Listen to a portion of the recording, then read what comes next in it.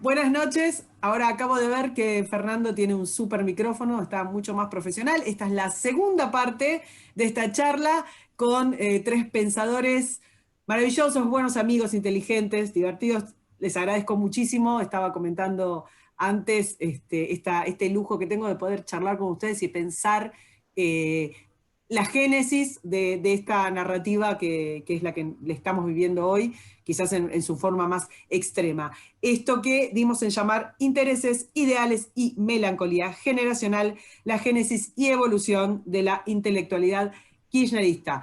Con nosotros está Fernando Pedrosa, Marcelo Posada y Héctor Giretti. Los vuelvo a saludar y habíamos quedado ya ahí en la crisis de 2001, en los factores internacionales que había comentado Héctor, que tenía que ver con la caída de las torres, una crisis de paradigma intelectual también, claramente. Eh, Después, digamos, tenemos un panorama político argentino que es un hormiguero pateado, es cualquier cosa, muy difícil de encajonar a la gente en distintos espacios. Y también surge fuerte, si bien tenía un tiempito, pero surge fuerte, el Foro de San Pablo, la impronta de la intelectualización, embellecimiento, y no sé cómo nombrarlo, pero esta cosa que teníamos en decadencia del populismo y que de pronto se vuelve algo de moda y además a buscar y a consolidar, que es el populismo de izquierda, de la mano de la intelectualidad de Muffet y de Laclau. Y entonces, sí, definitivamente eso hace como otro colchoncito, ¿no? Para el kirchnerismo. Ya veníamos diciendo, bueno, esto se fue armando, el kirchnerismo larga con este background, ¿no? Mundial y regional. ¿Quién larga? Y además pensemos que el fracaso socialdemócrata era el fracaso de Alan García en Perú, de Carlos Andrés Pérez en Venezuela, el fracaso de la misma revolución sandinista, que había sido una apuesta socialdemócrata en algún aspecto, ¿no? Hay cambios ahí profundos y la aparición del chavismo y esta mirada que recupera el estalinismo, que recupera el nacionalismo, que recupera una visión antiglobalizadora. Yo diría que en ese contexto es donde empieza esta historia que estamos hablando, ¿no? Pero yo igual quería reivindicar también, mira, yo no sé nada de autos, así como no sé nada de fútbol, yo no sé nada de autos. Yo Yo de autos trabajo, tampoco. trabajo con ideas de hace muchos años. Entonces, más o menos sé, me das un libro, escucho a alguien y ya sé más o menos su calidad. Yo no podría impugnar a la Clo en el sentido de decir que es un chanta, ¿no? No, de En ningún ninguna caso. manera. Es un No. tipo formadísimo, con una trayectoria impecable. Ahora, yo voté a Ni a Macri, Muffet es mucho más por compleja supuesto. para mi gusto, Yo más cuando te decía sofisticada. que voté a Macri, hubiese votado a Pato Donald, no tengo ningún problema en decirlo, pero jamás se me hubiese ocurrido decir qué hombre de estado, de ideas, es el intelectual más lúcido del siglo XXI. Es un tipo como tantos otros que voté para que no ganen otros. Entonces, cuando hablas con tipos que hoy son intelectuales, que hoy son tipos ya de 40, 50 años que están en las calles y te dicen, no, Alberto Fernández es un gran pensador y Cristina Kirchner es una persona de unas ideas profundas. Y, decime la verdad, decime, mira, los bancos porque estoy de acuerdo con lo que hacen, pero no me vendas una figura de un pensamiento. Esto es como el Che Guevara, viste que el Che Guevara ahora hay libros, la política económica según Che Guevara, las ideas de estos, de Che Guevara, ahora todos tienen ideas intelectuales. Entonces hay como una Adoraría leer la inflación. política económica del Che Guevara. Hay un libro, Hay hay un libro que, una No, tesis claro, no, doctoral en economía de la Universidad de La Habana, que yo lo tenía en una época, que es pero que. sí, sí, las sí. ideas económicas de Che Guevara, No, donde o sea, como se título lo podés centra, poner, pero es una catástrofe completa. O sea, no, pero no, ni no, una, es el peor de todos, de se- se- todos. el tesista centra que Guevara fue el creador de la idea de incentivos en el trabajo. ¿Sí? Justamente, que era plano todo, ¿no? Pero la tesis central es que Cuba se desarrolla a partir de los incentivos productivos que generaba la O hacer lo política que te económica. hizo te liquida, es el incentivo. Claro. Claro, te iba a decir la punta de pistola, no, no está Es el del todo incentivo errado, no está, exactamente. No, lo que te quería decir es que a partir de este gobierno de Kirchner, yo creo que empieza un fenómeno que mencioné antes, de que todos somos intelectuales. De que yo no puedo correr una maratón de 42 kilómetros porque no estoy preparado para eso. Y hay gente que no está preparada para hacer análisis. No quiere decir que no deban, no puedan, no tengan el derecho a hacerlo, ¿no? Pero son cosas diferentes. Pero que tampoco está preparada para desarrollar pensamientos muy profundos, pero se vuelve como una cosa común. Todo el mundo kirchnerista se vuelve de repente intelectual, reflexivo, de la historia, pone ejemplos, ¿no? Entonces me parece que eso es un cambio muy importante. Y acompañado de la caída de nivel. Yo lo veo ahora en mis colegas más jóvenes, ¿no? Yo me formé en la universidad de los 80, no quiero hacer todo el tiempo pasado fue mejor, pero efectivamente en esto por lo menos el desastre de su formación académica, la confusión entre la militancia y lo científico y lo académico, me parece que eso es una marca del momento, ¿no? No se distingue más. Si sos académico, no hay más una verdad. En los 80 había conceptos que más o menos estábamos todos de acuerdo. Bueno, sabemos cuántos pobres hay, sabemos cuál es la inflación, sabemos esto, sabemos lo otro. Había acuerdos para poder discutir. Ahora discutimos idiomas diferentes. El kirchnerismo construyó una militancia académica que vive de sus ideas y de sus fantasías, y no es posible discutir. Y si no hay discusión, no hay comunidad académica científica, ¿no? La transmisión de ideas, hay solamente reafirmación de ideas previas, ¿no? Y yo creo que eso es un signo de otros tiempos que impide todo tipo de discusión. ¿Marce? Sí, no, justo retomando lo que dice Fernando, la pérdida de capacidad de discutir en la academia se ve muy claro cuando se consolida este modelo de intelectual orgánico del kirchnerismo, de alguna manera. Yo lo sufrí en carne propia, digamos, a principio de la carrera. Yo ya había abandonado la academia, pero mis posiciones, mis análisis chocaban contra algunos popes, o popas, porque eran mujeres, del Germani. Y por dar un ejemplo, ¿no? Se bajó una orden de no citarme ningún trabajo a sus becarios o becarias, ¿no? Porque la excusa era porque es un tipo de derecha, así textualmente, ¿no? Lo estoy diciendo.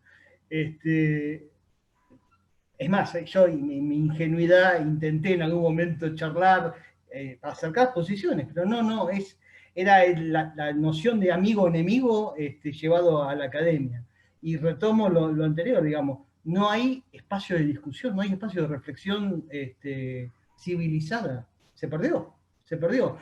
Y no solamente en la academia institucional, universitaria, CONICET, sino en los ámbitos de investigación. Caso INTA. Sí, claro. Es clarísimo eso. Un organismo que debería ser de científico-tecnológico se transformó en una unidad básica kirchnerista. Es eso. ¿Sí? La decadencia También en los espacios de producción, bueno, la televisión, todos los espacios de producción de sentido, quizás no tan académicos, los de medios y demás, pasó exactamente lo mismo. Tuviste un Exacto. momento, pasó, acordate, por ejemplo, con el ayer, o sea, se fue radicalizando todo mucho, a puntos fenomenales, ¿no? El caso de Ciudadano con el ayer, por ejemplo, fue paradigmático. ¿Vos, Sí, Héctor? exactamente.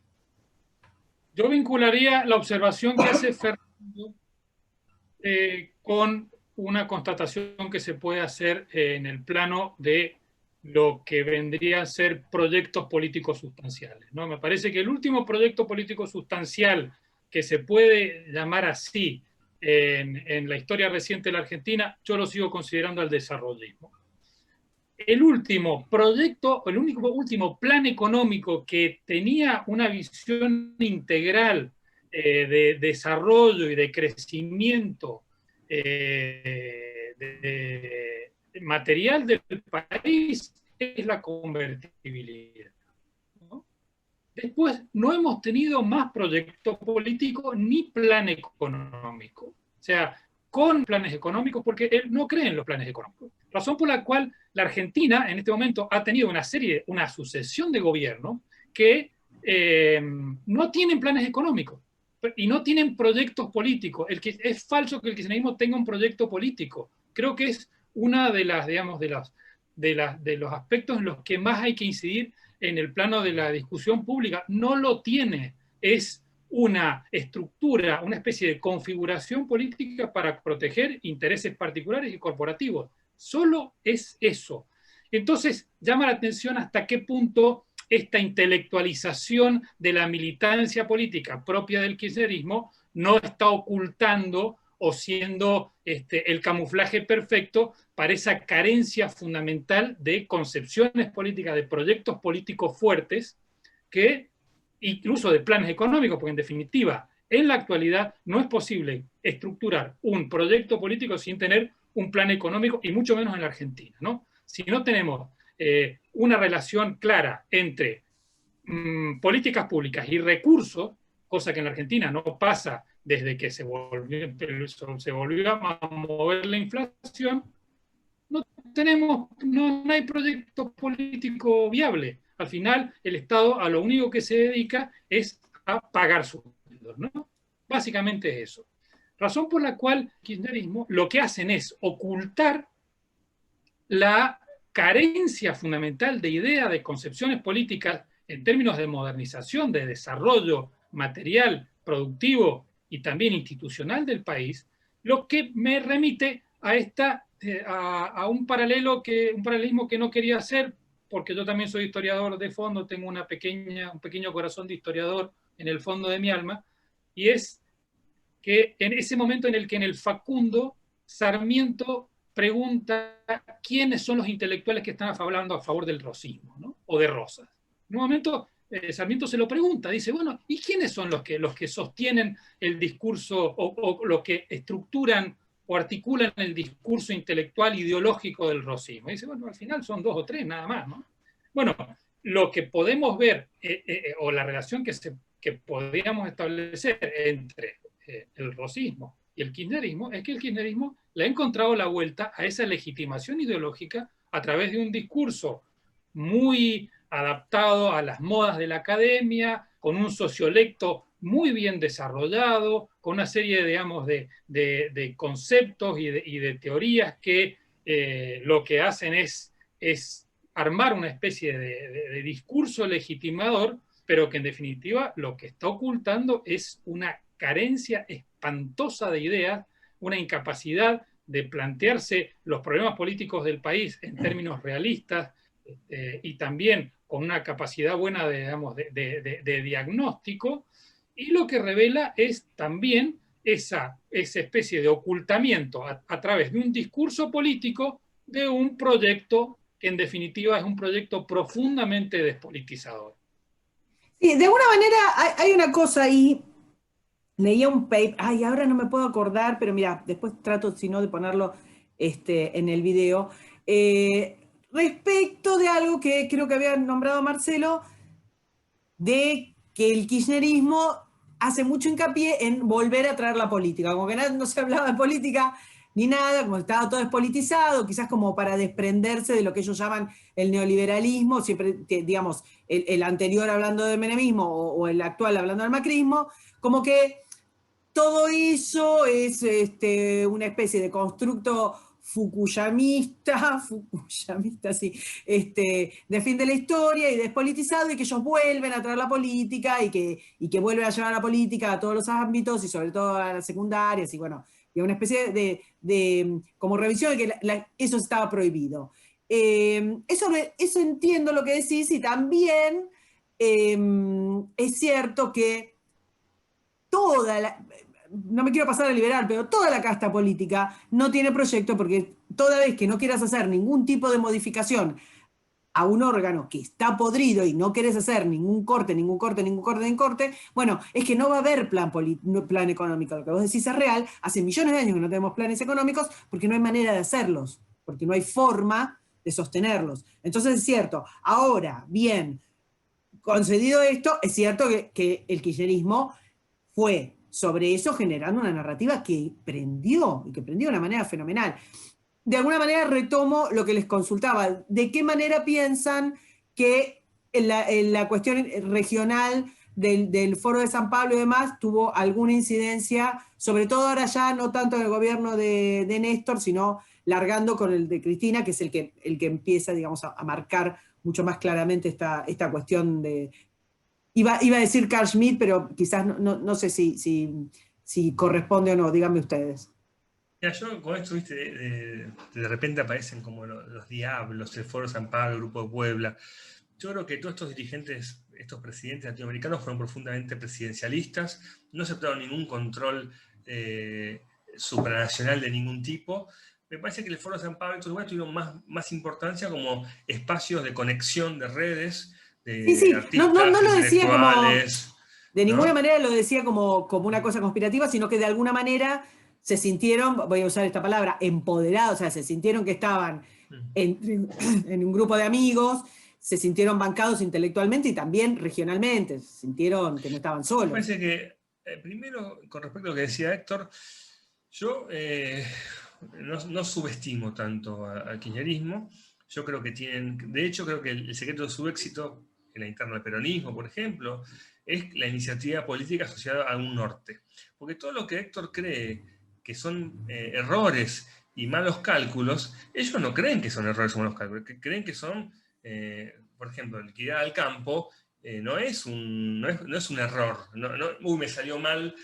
No, ellos creen que lo que muchos nosotros creemos que son errores y son malos resultados es el camino a seguir. Ellos tienen un norte, tienen territorio, tienen su grupo de pensadores, tienen sus cajas. Y tienen iniciativa política. Y yo diría que hoy es el único grupo que tiene iniciativa política, porque el PRO la tuvo en un momento, no la tiene más. Entonces, los gobernadores, los intendentes, los diputados, todos quieren quedarse con sus cargos. No hay una segunda lectura. Y se encuentran con tipos que tienen ideas, que plantean cosas todo el tiempo. Hagamos esto con los medios, hagamos esto con la justicia, hagamos esto con Venezuela. Entonces, Sí, impuesta a los ricos, sí, marca la agenda permanentemente. Hay una agenda, y siempre en un mismo sentido, ¿no? Entonces yo diría que hoy lo único que le hace frente al kirchnerismo y que voy a tomar como decía recién Karina, pero es malo y es bueno, ¿no? Es decir, los grupos corporativos es lo único que hoy resiste al kirchnerismo, no hay otra cosa. Entonces, la universidad resiste al kirchnerismo, es decir, porque vos decís, bueno, sociales y filos son dos desastres, en general. Pero la universidad no es un desastre. Forma buenos abogados, buenos farmacéuticos, buenos odontólogos, forma buenos ingenieros, es decir, le da a la sociedad los profesionales que necesita, son facultades que funcionan. ¿Viste? Vos vas a entrar a Derecho y no es social, que es un desastre. Entonces me parece que donde hay corporaciones, colegios profesionales, por ejemplo, donde hay corporaciones con tradición, con fuerza, le hacen frente a un kirchnerismo, la justicia, por ejemplo, que quiere entrar y cambiar todo, ¿no? Entonces me parece que las dos cosas que diría serían, el kirchnerismo no es tan simplón y tan sencillo, y por otro lado, la única oposición que hay es corporativa. Eso es malísimo porque lo corporativo es lo peor de la Argentina al mismo tiempo, pero es lo único con cierta fuerza para evitar un embate peor, ¿no? Entonces creo que en ese dilema es donde surge el desencanto de muchas personas, ¿no? Dicen, bueno, escuchame, contra el kirchnerismo lo único que hay es apoyar a los jueces federales. Entonces, bueno, y la universidad, que es un poco lo que hablábamos antes, yo creo que todo el viaje del kirchnerismo cambió, porque efectivamente la caja pasa a ser cada vez más importante. En los 90, los científicos y los académicos no tenían fondos, no había mucho dinero para las universidades. Eso forzó a que tenías que tener una agenda global y salir a buscar plata afuera. Tenías que tratar de conseguir aliados, cooperación internacional, eso te tiró para afuera, ¿no?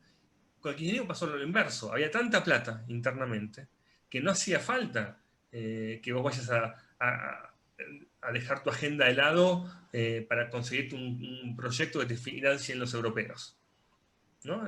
Había tanta plata interna que vos podías estar en la agenda, bueno, yo quiero estudiar, no sé, la comisaría de Berisso en el 76 y los desaparecidos, y bueno, había guita para eso también. ¿no? Entonces me parece que el paso del kirchnerismo dejó a una comunidad académica científica muy localista, poco Endogámica. global, muy endogámica, poco vinculada con el exterior, armaron sus propias estructuras como es Claxo al día de hoy. Entonces, ahora el problema que hay, bueno, es que ahora no hay plata de vuelta, ¿no? Y eso también es lo que hay que empezar a mirar. ¿Qué pasa cuando ya no hay subsidios, ya no hay viajes, ya no hay plata para publicar? ¿Qué va a pasar con todo esto que se construyó, ¿no? Entonces yo creo que ese es un tema que hay que empezar a mirar a futuro y que quizás Marcelo, hoy leía que la soja llegó a 500, bueno, quizás tengamos de vuelta un rebote por ahí y de vuelta aparezca la plata fácil, ¿no? La plata dulce. Marce. Justo yo iba iba a plantear lo que acaba de decir Fernando. Coincido en todo el principio, ¿sí?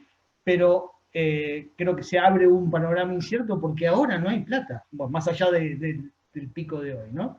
Ahora no hay plata. Entonces, la estructura de ese ejército intelectual de apoyo al kirchnerismo, que estaba nutrido del flujo que venía de los años de plata dulce kirchnerista para la academia, ahora no existe eso.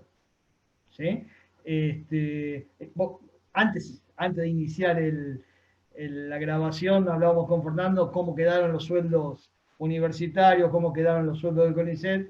Es un ejemplo eso. Y eso no es que el macrismo cerró la canilla. No, directamente no hay más agua en el tanque. ¿Sí? Yo tengo la impresión, y es una impresión nada más, no tiene más valor que eso, que se va a empezar a desagregar lentamente ese apoyo monolítico en tanto que se carezca de fondos para seguir consolidándolo. Yo no lo veo a la intelectualidad orgánica kirchnerista como un bloque monolítico. No lo veo hoy. ¿Sí? Sino como un agrupamiento porque están cerca de la canilla que le da plata. Cuando esa canilla empieza a gotear o dar chorros de agua en forma intermitente, ese bloque se va a ir, me parece a mí, desagregando lentamente hacia otro lado o replegándose en sí mismo, no lo sé. Quizás replegándose hacia aquellas instituciones, como mencionaba Fernando, que están consolidadas y que pueden resistir los ataques kirchneristas, como la universidad, las facultades serias de la universidad o algún tipo de institución que pueda recibir financiamiento externo. Ahora, Pero, Sí, dale, sí, perdón. sí. No, simplemente eso, que yo veía esa situación. El kirchnerismo, vuelvo a la etapa constitutiva de Carta Abierta, ¿no? De alguna manera pensaba con lo que decía Fernando, que es cierto, digamos, que todo ese grupo, esa generación de intelectuales, una generación que ya era grande hacia los 90. Después, bueno, tenés, qué sé yo, una generación intermedia, poner Foster, pero ya lo que tenías en Feynman o en González, bueno, eso fue, digamos, ya, no sé, el mismo Borón ya es casi consumo irónico, después tenés otra generación, pero después lo que tenés es lo que se fue consolidando institucionalmente en las facultades, por ejemplo, en Filo. Filo es un caso de estudio particular. Creo que Filo fue la única facultad que no fue peronista cuando todas las facultades eran peronistas. Estamos hablando después de la Libertadora, y sin embargo lo que no logró el peronismo lo logró el kirchnerismo, que es volver a Filo absolutamente, pero absolutamente bajo una línea de pensamiento hegemónico kirchnerista impresionante. Pero de alguna manera sí les consulto para pensar qué fue Carta Abierta y qué quedó de Carta Abierta. Carta Abierta tuvo expresiones que se leían en medios masivos, que no sé cuántas cartas se hicieron, no me acuerdo si ustedes se acuerdan, pero creo que fueron 7 u 8, de las que se leían, de las que se publicaban y se leían y se bancaban, y qué sé yo, que se hacían las charlas en la biblioteca. O sea, ¿qué pasó con Carta Abierta? Nacimiento y ocaso, ¿no?, de esa formación. el que quiera. Héctor, que te tenemos callado ahí. No, yo me acuerdo de una cosa que dijo María Pía López en un momento, y era que en realidad tenían la impresión de que el gobierno no los escuchaba, básicamente. Ellos hicieron todo un esfuerzo de diálogo, de intervenciones públicas, de presencia en los medios, pero, digamos, me acuerdo mucho de aquella afirmación, porque me parecía que era, eso habrá sido en el año 2012 o 2013, por ahí quizá. Hay una intervención de María Pía cierta... Hay una intervención de María Pía y no me acuerdo de quién más. Ellos hacen un quiebre muy enorme. Igual no quiero adelantarme tanto. Hacen un quiebre con la candidatura de Scioli. Medio que trulan con la candidatura de Scioli porque sienten que laburaron al pedo todo este tiempo, ¿no? Exactamente, pero me parece que la frustración viene ya de antes, ¿no? Creo que esa gente entendió o concibió su intervención y su agremiación en ese grupo en términos de ser los inspiradores del último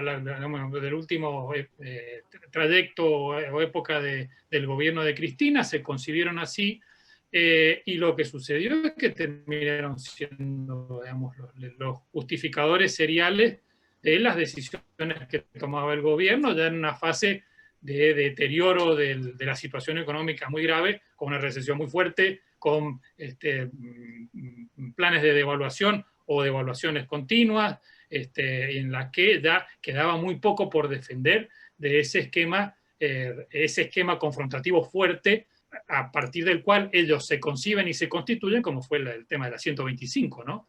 Creo que en la medida que tienen que asumir una legitimación teórica, una explicación intelectual, una legitimación intelectual de esa regularidad en la que había entrado el cristinismo en los últimos años, hay un sentimiento de frustración muy fuerte, e incluso Horacio González termina bastante rebotado de toda esa experiencia, ¿no? Lo dice incluso Forte en algún libro. Horacio González, yo creo que hoy por hoy sigue manteniendo, más allá del discurso público, por cosas que he leído últimamente, sigue manteniendo una posición bastante cautelosa, por no decir distante, de la última época del gobierno de Cristina y de esta especie de neo-kirchnerismo que ha sobrevenido con Alberto Fernández.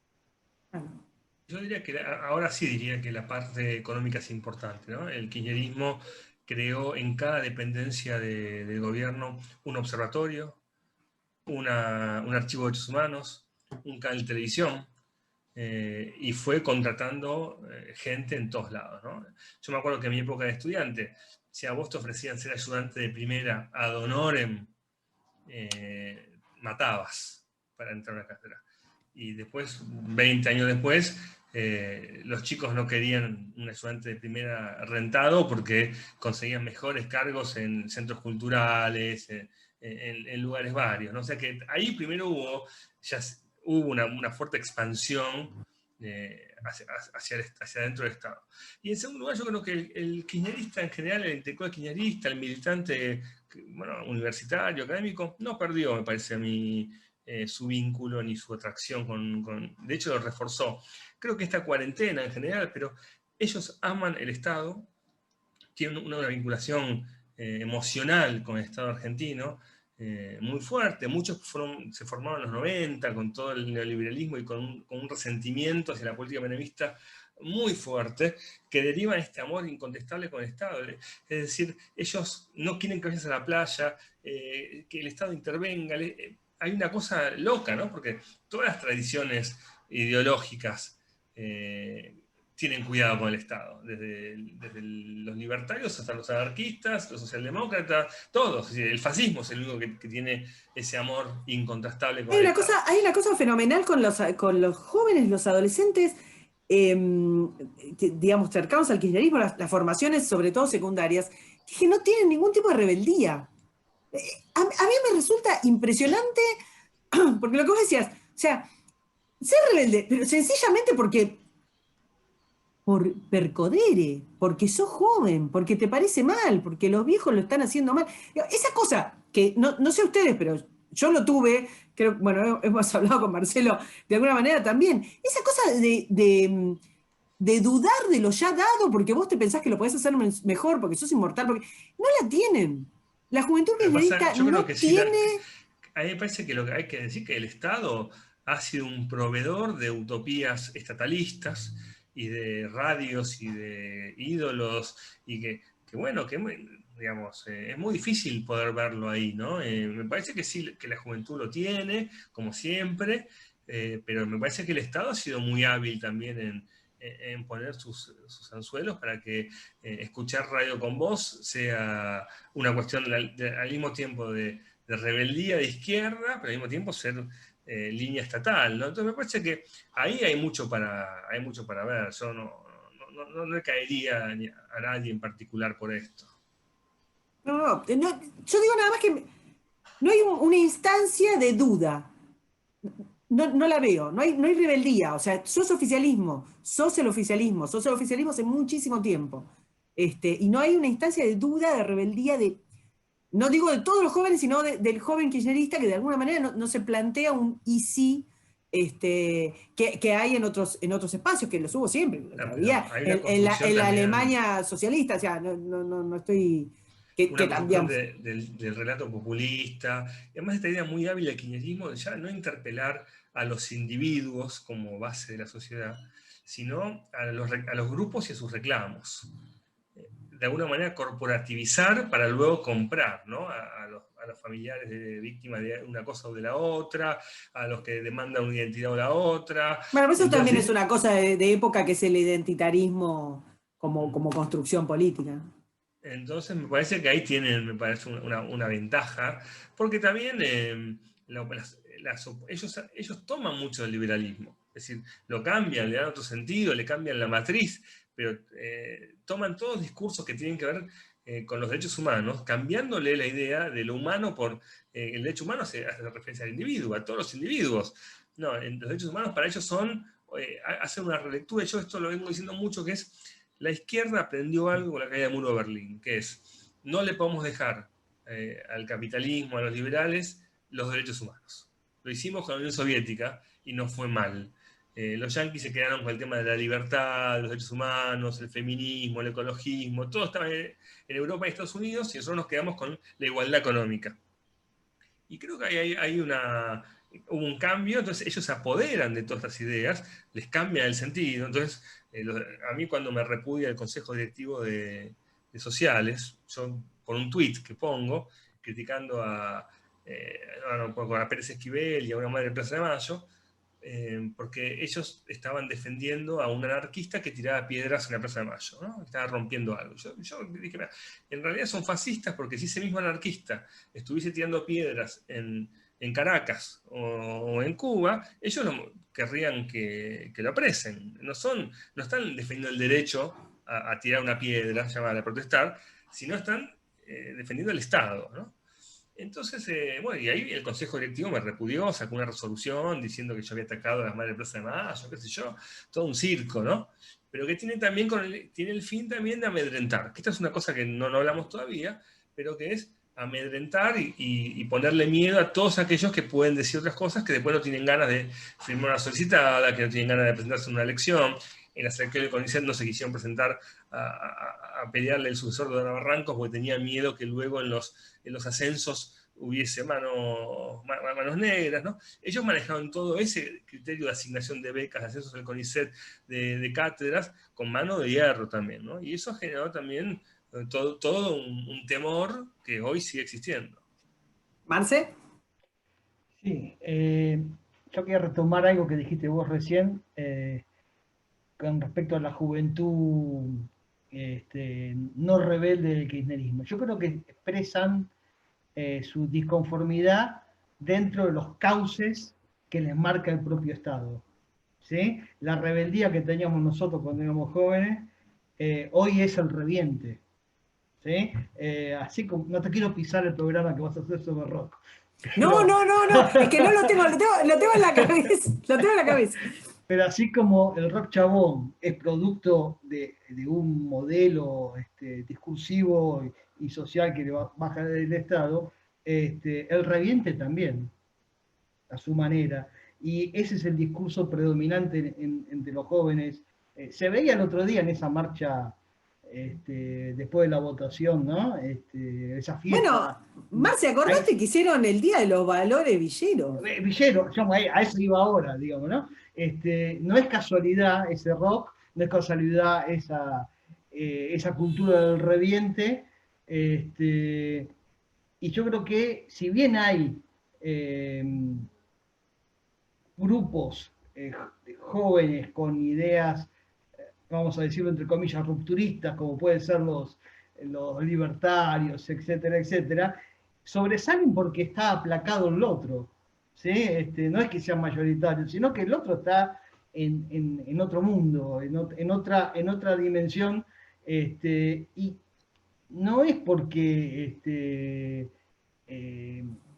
no les interese nada, sino porque es lo que se les baja, el contexto ayuda a eso, me da la impresión. ¿Sí? Y permitime una anécdota personal para retomar algo que dijo Héctor recién sobre la situación de Horacio González con respecto a Carta Abierta y su desencanto.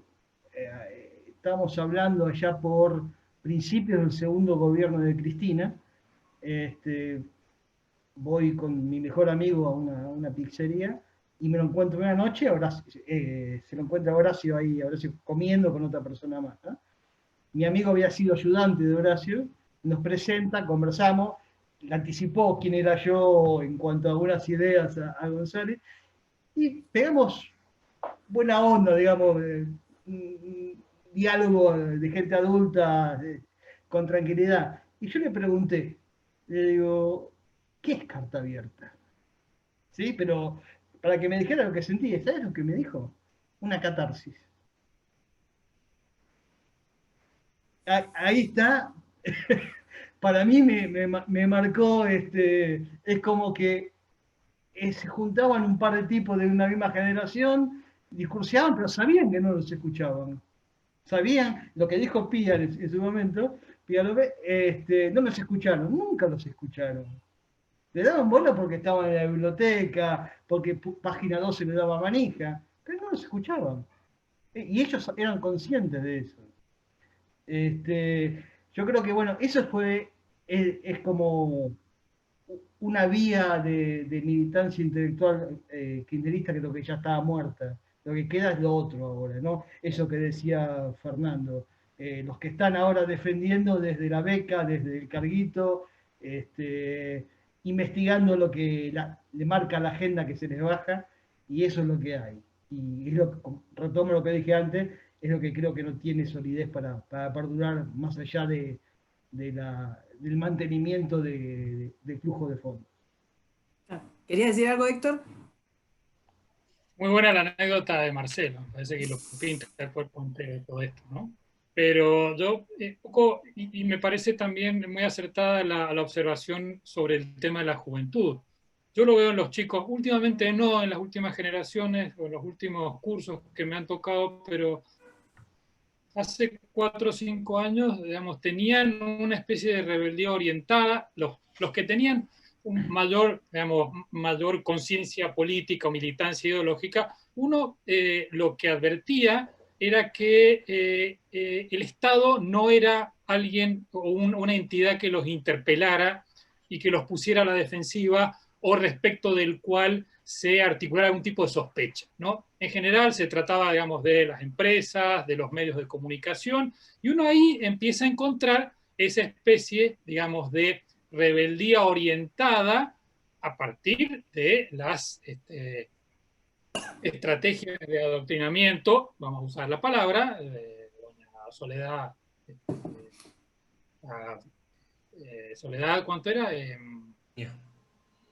López. Acuña, Soledad Acuña. Me gustó lo de rebeldía orientada, te lo voy a robar de alguna manera.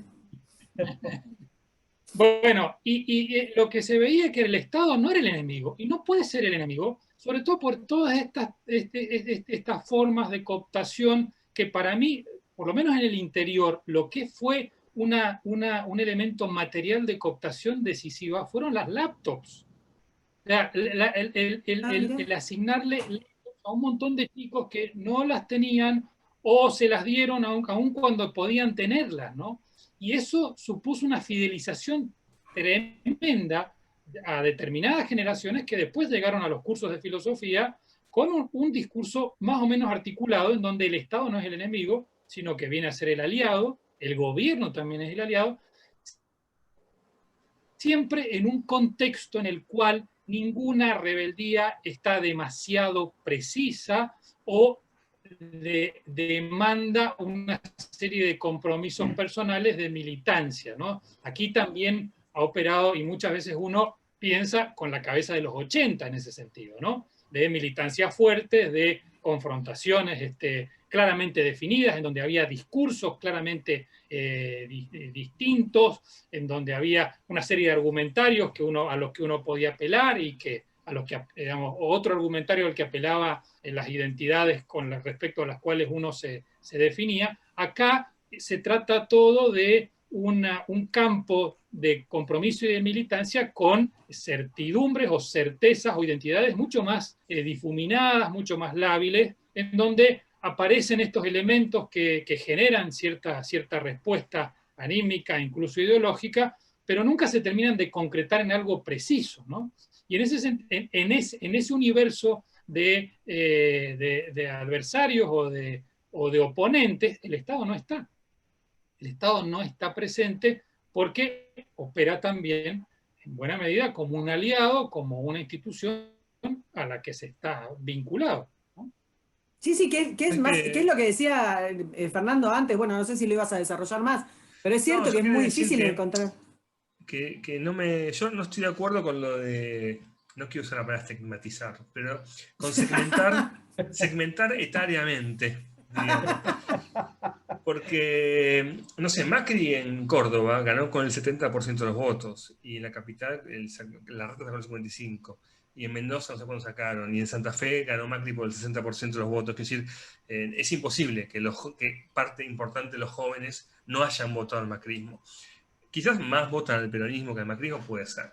Me parece también que son más ruidosos, y además el kirchnerismo tiene una política gramsciana, llamémosle, de combate cultural y de cooptar desde la cultura, y que eso parece que mayoritariamente o únicamente son ellos. Como anécdota yo voy a contar también, yo era chico, estaba en el colegio primario en la dictadura militar, y la profesora de historia dijo, Sarmiento fue un asesino, y además le vendió la Patagonia a los ingleses, ¿no? 40 años después, Paca también critica a Sarmiento. Entonces, quiero decir, bueno, también hay líneas de continuidad que me parece que son importantes mezclar. Entonces, pero quisiera retomar el tema de los intelectuales. Yo creo que el kirchnerismo le dio a los intelectuales kirchneristas, o a Beatriz Arlo, o a Nun, o a Asís, o a González, les dio la oportunidad de volver a estar. Tipos grandes ya, que de lo que sabían era de los 60 a los 70. No sabían mucho de lo... no tiene mucho que hablar Beatriz Arlo con Macri y con Massa. No tienen, son generaciones diferentes, o con el mismo Scioli, ¿no? Es decir, no le importa los 70. Entonces, me parece que el kirchnerismo puso en la agenda pública temas que ellos conocían. Entonces Beatriz Arlo puede hablar de Galimberti, que conoce, o González puede hablar del exilio.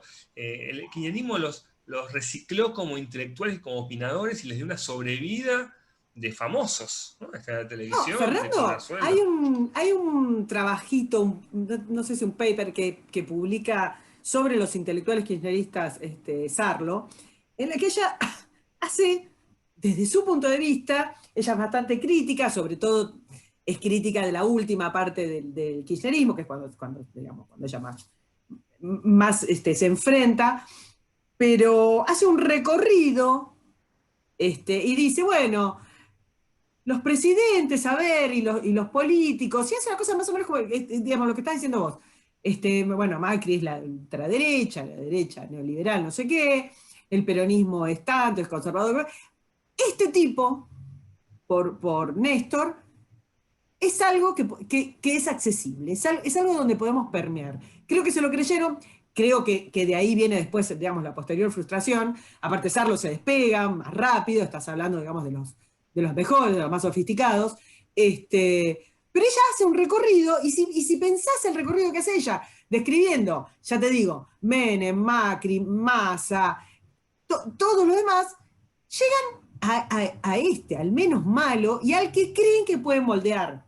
Que me parece que es la primera aproximación a este grupo que vos decís, bueno, el grupo que venía, digamos, de los 70, de los 80, que ven que pueden tener un resurgir de un desarrollo académico, ponele, de gran envergadura.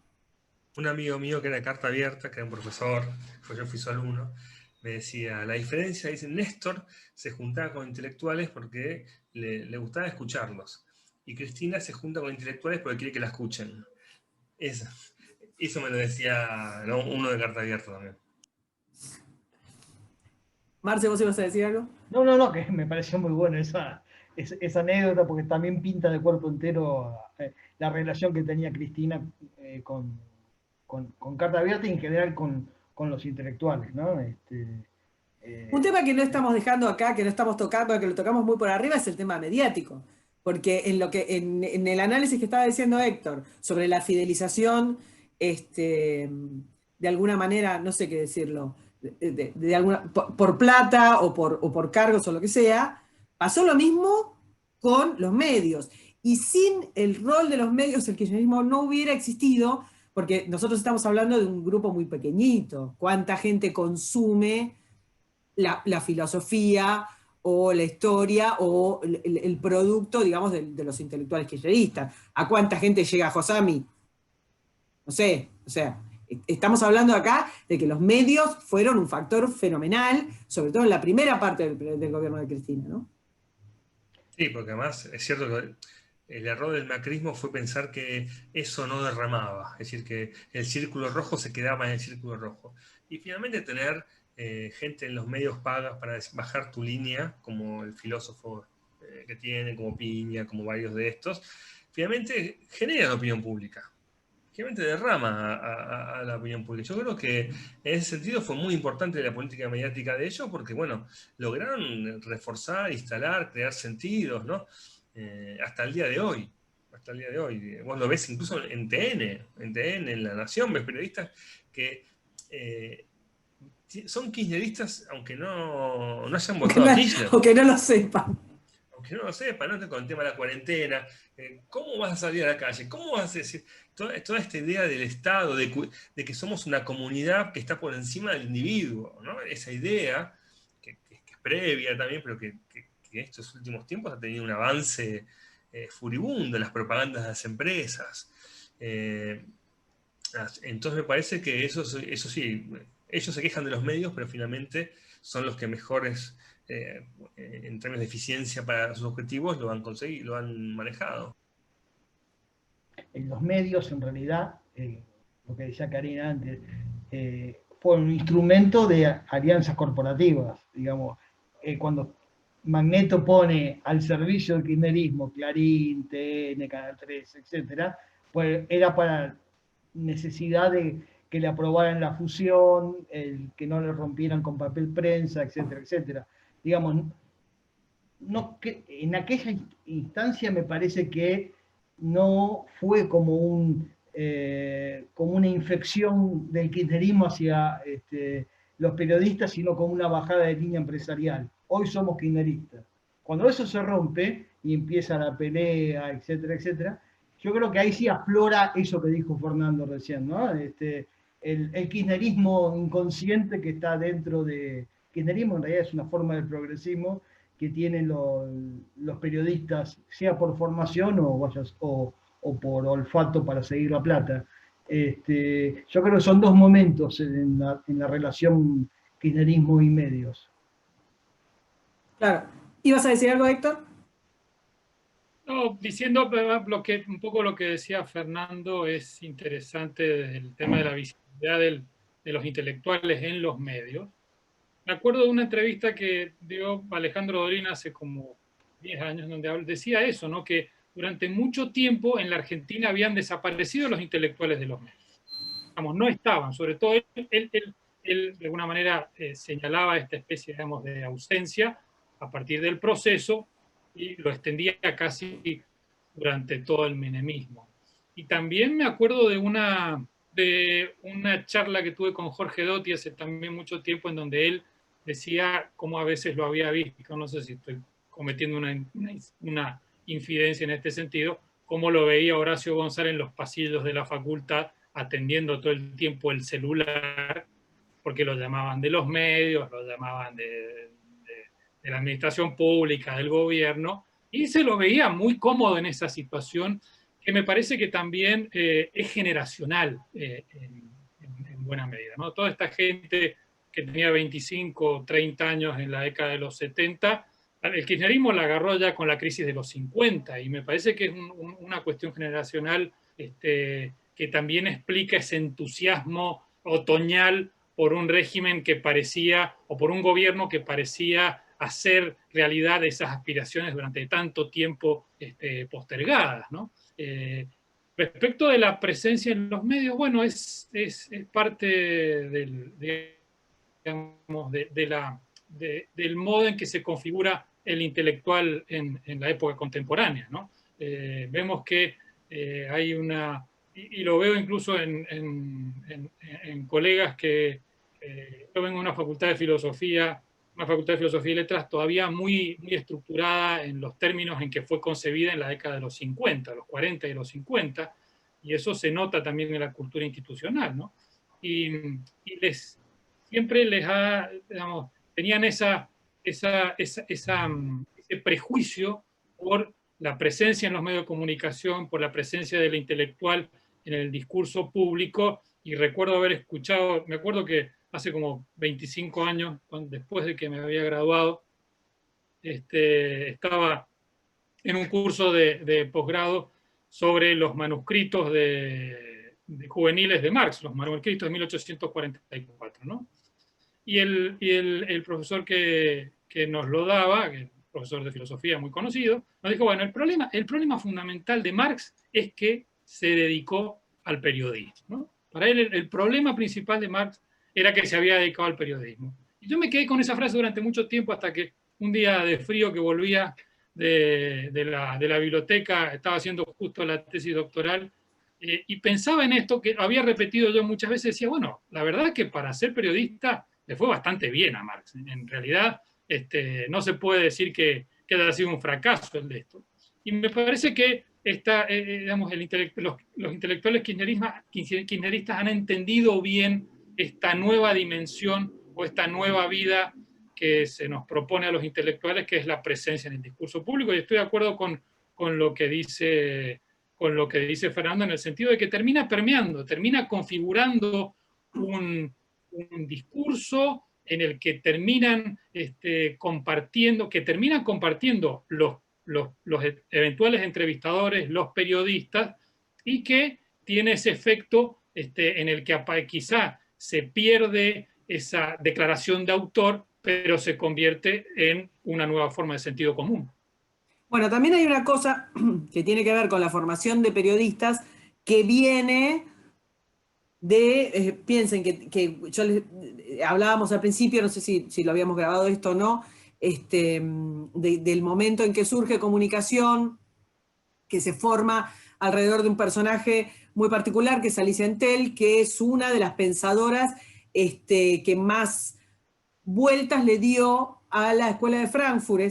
Es una gran admiradora, una gran estudiante de esa forma. Su instituto se llama Walter Benjamin. Ella estructura la carrera de comunicación, pero paralelamente a esto lo que tenés es TEA con Aliberti. O sea, hay una formación muy enorme. Cuando los escuchaba hablar de TN o del resto, digamos, de los periodistas que están, piensen que son periodistas formados durante generaciones y generaciones de la misma estructura de pensamiento que fue larvaria para el kirchnerismo. Entonces, de alguna manera, lo que prendas, lo que tires, prende, porque están formateados así.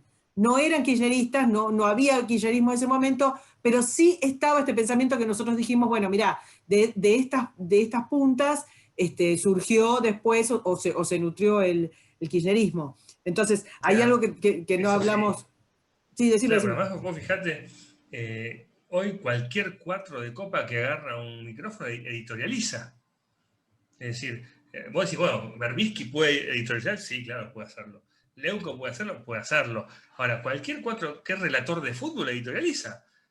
Entonces, también es parte de lo que yo te decía antes, hay como un lugar donde el kirchnerismo te dice, vos tenés que ser, no te alcanza con ser un buen relator de fútbol, un comentarista, estar en la cancha esperando tener el partido para meterle el micrófono al jugador, no alcanza con eso. Vos además tenés que aportar a la causa haciéndole la pregunta o el comentario que sume a la política. Entonces, a Porque partir de todo ese es momento, política, porque es como todo es todo es política. política. Todo es política. Exactamente, todo política. Entonces no hay ámbito personal, ámbito profesional, ámbito familiar, porque todo tiene que ser vinculado a la política, ¿no? Entonces le abre la puerta a un montón de gente que al final no puede escuchar un partido de fútbol. Me acuerdo de un relator militante que llevaba la pelota a un juego llamado Chávez y decía, porque como el general Chávez lleva la pelota, muy bueno, no se puede así, ¿viste? Pero me parece que sí, el tema periodístico y la cuestión absolutamente de la editorialización permanente en cualquier, hasta en un youtuber, me parece que ya es también enfermante, ¿no? Marce. No, no, coincido totalmente. El periodismo tenía un germen dentro, esto lo afloró, esa formación de la vieja escuela de Entel y Colaterales y Aliberti, etc. Eduardo Dualde, no este Eduardo No, Dualde, el sí, sí, otro Eduardo Eduardo, Dualde, Eduardo. también, o sea, de alguna manera, ahora vemos el premio Walsh y nosotros decimos locos, que están todos locos, pero no, bueno, esto se Pero, gestó. claro, exacto. Era también un clima de época la formación. Lo que pasa es que, a diferencia de la camada de los primeros periodistas, de esos que vos mencionabas, yo creo que estas últimas camadas, digamos, desde el kirchnerismo para acá, son muy malas la formación, no son sólidos. Como dijo No, claro. Fernando, cualquiera editorializa, pero antes había gente que podía editorializar porque había leído, no sé, Adorno, por citar un ejemplo que dijo Karina. Aunque sea obligatoriamente, pero lo había leído. Ahora no leyeron. Sí, quiero agregar Ahora, algo a lo que vos estás diciendo, Marcelo, que es un tema que no tratamos, pero que da para otro video, que es el tema de la formación docente, ¿no? Es decir, claro, ¿quién forma a los docentes? Los institutos terciarios que hubo por toda la provincia de Buenos Aires, las reformas del plan de estudio, cómo fueron vaciando la capacidad docente en las disciplinas de origen. Bueno, han destruido en ese sentido, han tenido en ese lugar, me parece, un lugar de destrucción total, ¿no? Cooptando ahí, un poco lo que contaba Soledad Cunha otro día, ¿no? Que esa idea de que la militancia o la idea política reemplaza la tarea de enseñar, la tarea de cuestionar, la tarea de, bueno, básicamente de generar, de hacer. Si ustedes me hacen el honor, hacemos otro sobre la formación docente, es un tema que me apasiona. Y ahora quiero, no, bueno, pero no ahora, pero quiero hacer una última pregunta que es, ¿cómo ven la formación intelectual de ahora a futuro? Un tema que decía Marcelo es el tema de que, bueno, de que se secó la plaza de plata para sostener esa fidelización. De alguna manera también es un kirchnerismo de muy mala calidad, el neokirchnerismo, el kirchnerismo albertista no tiene ni la impronta de Cristina, de hecho Cristina tuvo que salir a plantear, digamos, parte de la épica en las últimas apariciones, porque la de Alberto es un ser desangelado en todos los órdenes, no tiene ningún carisma. Entonces, ¿cómo ven para la construcción, digamos, para la construcción de la narrativa de input y de output, la narrativa kirchnerista en la construcción de los nuevos intelectuales, si la ven de alguna manera, ¿no? Y con esto cerramos. Como quieran, vamos largando y los tres, vamos, A mí un valiente. me parece una pregunta muy difícil respuesta, sobre todo, Karina, porque veo una universidad que está entrando en crisis. Y creo que es una crisis que que de alguna manera engloba a las diferentes tradiciones políticas que están vinculadas o que después se expresan ya en la vida profesional o en la vida académica, ¿no? Creo que esta fase, digamos, de virtualidad creo que está llevando al extremo unas lógicas que ya estaban dadas en la universidad y que para mí tiene un horizonte crítico que se va a ir acercando de una manera mucho más veloz.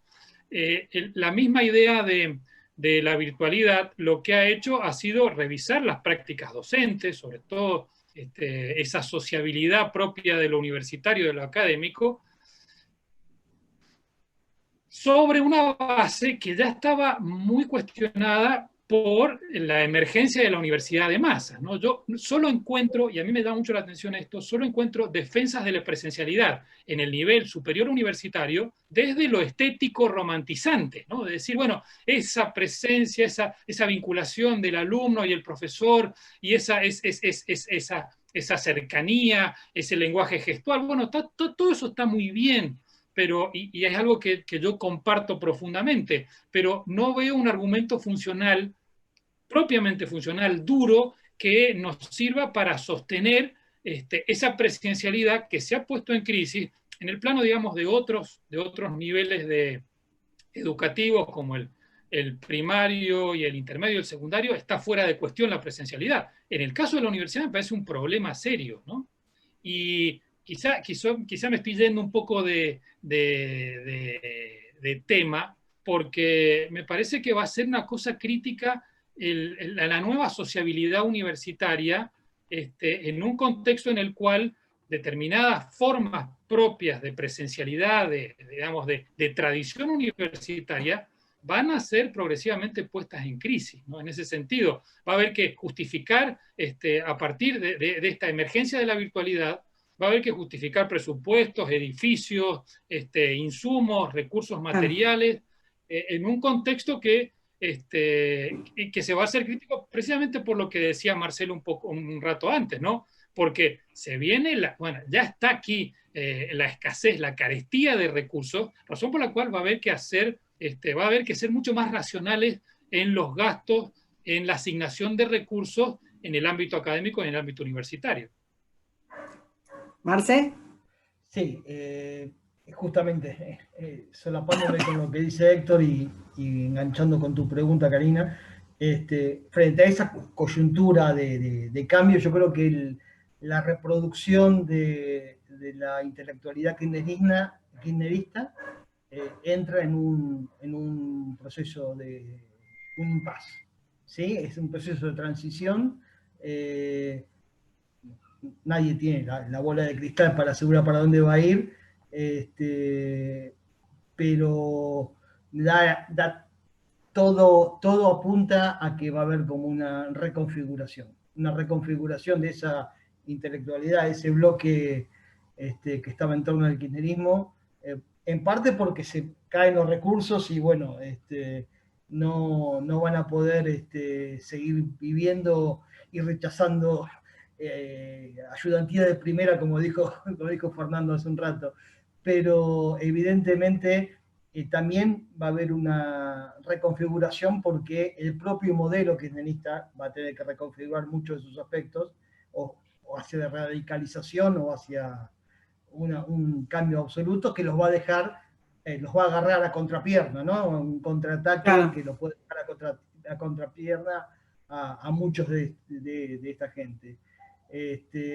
No me preocupan en ese aspecto los mayores, digamos, los sardos, porque ya cumplieron su ciclo, pero ahí quiero ver más como etnógrafo que como observador tranquilo, cómo se van a desenvolver estos mismos fanáticos que hoy están militando en las aulas en lugar de investigando o enseñando, ¿no? Eso es la gran incógnita, cómo se van a reconfigurar. Yo soy pesimista, me parece que vamos a una aceleración de la desigualdad en términos de acceso a los recursos. Me parece que ya la clase media, por más que pague colegios, por más que pueda acceder no accede a educación de calidad. Creo que la universidad se va a transformar lentamente, ya lo es, me parece, en lo que era el colegio antes. Es decir, y el que quiera profundizar hará posgrado, y el que pueda pagará un viaje al exterior o conseguir una beca. Entonces me parece que en general vamos a un empobrecimiento en todos los niveles, con artistas empobrecidos no solo materialmente, sino en sus producciones, periodistas empobrecidos e intelectuales empobrecidos, ¿no? Yo creo que al revés de lo que dice Héctor, creo que toda esta idea de todo este surgimiento de virtualidad le tira un cable a la universidad, porque la universidad se dio cuenta que puede ahorrar mucho, que efectivamente para materias de 10 alumnos, mientras no sean de operaciones o de construcciones o cosas así, para materias de 10 alumnos, para los ingresos, para el ciclo básico, para los momentos de gran concentración de gente, con un buen algoritmo y un Zoom, resolves muchos problemas. Entonces yo creo que es al revés. Me parece que el problema no tiene que ver con la virtualidad, sino con la universidad. Bueno, es un espacio de formación secundaria. Aquellos que tengan la posibilidad de ir a universidades de élite van a poder tener una educación de élite. Y antes lo que, bueno, la clase trabajadora o los pobres no pueden acceder, creo que eso se va a extender a amplios sectores de la clase media, no solo en la educación, en la salud, lo estamos viendo ahora con el debate del sistema de salud, con lo que dice Velo Cupitou. Me parece que se viene un momento de desigualdad y empobrecimiento general, ¿no? Y eso soy muy poco optimista de que podamos cambiarlo. Bueno, y con estas palabras, señores, para mí ha sido un lujo enorme. Se me ocurrieron un montón de cosas, así que los voy a volver a molestar. Si Gracias, me hacen... Negrita. Queridos negritos, gordis, flacos, no digo boludos, capaz que nos sanciona. Es terrible, es un tema, tenemos muchos temas para charlar, y ustedes son gente que sabe mucho y que son muy cultos y muy interesantes, y por eso me gustó convocarlos. Les agradezco mucho, nos vemos en la próxima. Fernando, Marcelo, Héctor, un abrazo enorme, muchas gracias. Muchas gracias A todos Héctor, por escucharnos. Hasta Hasta luego. Gracias.